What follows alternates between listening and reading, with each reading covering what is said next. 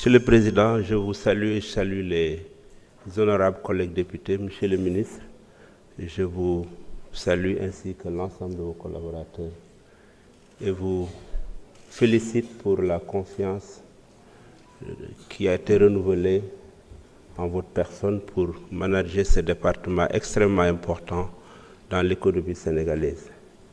En commission, je vous avais interpellé sur le danger qui guette la filière du riz local, avec des centaines de milliers de tonnes qui étaient en train de moisir dans la vallée et dans des zones de production. Vous avez pris un engagement que l'État fera un effort pour accompagner ces acteurs. Il m'a été confirmé que vous les avez reçus, que l'État a bloqué les importations en les exigeant d'acheter ce riz local avant d'avoir des DIPA. Nous vous en félicitons.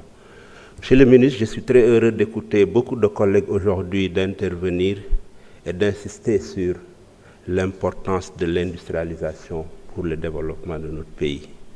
C'est vrai, nous sommes tous d'accord à l'unanimité qu'il faut un pays industrialisé si nous voulons être un pays émergent. Le diagnostic a été fait, mais aujourd'hui, il faut des solutions concrètes. Je salue l'effort qui a été fait d'augmenter substantiellement votre budget et d'allouer une part importante à la relance de l'industrie. Mais je pense qu'il faut agir sur deux leviers. Le premier, à mon niveau, c'est la relance des grandes industries publiques sénégalaises, dont beaucoup sont en faillite, d'autres ont été vendus à des étrangers et d'autres ont des difficultés pour atteindre leur vitesse de croisière. La Sonacos, la SAR, la Sodagri, la Sodefitex, la Sotiba, pour ne citer que celle-là. Je pense que le premier effort que l'État du Sénégal devrait faire, c'est d'insister pour relancer ses poumons. Mais trouver un moyen aujourd'hui d'avoir une autre industrie sénégalaise qui va concurrencer les ISAS. Le Sénégal est un très grand exportateur des phosphates qui contribuait à réduire le déficit de notre balance commerciale.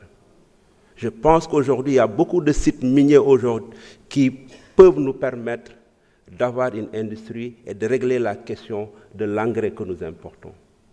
L'Anacarde mérite d'avoir une unité industrielle dans la Casamance. On n'aura plus de problème avec les intermédiaires, avec les Indiens, avec les Chinois et des Sénégalais d'origine étrangère qui sont les principaux acteurs. Cette filière mérite d'être prise en charge. Mais monsieur le ministre, si nous réglons tous ces problèmes et que le secteur privé soit laissé en rade, on n'aura pas réglé le problème du développement, le problème de l'emploi de notre pays. Il n'y a que le secteur privé qui veut tirer le développement harmonieux de notre pays. Et pour le faut, il faut régler la question du financement de la petite PME sénégalaise.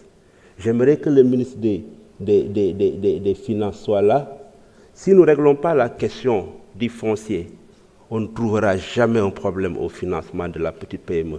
Dans votre zone économique, il y a beaucoup d'industries, une quinzaine. Pour l'essentiel, c'est des multinationales ou des filiales de groupes étrangers.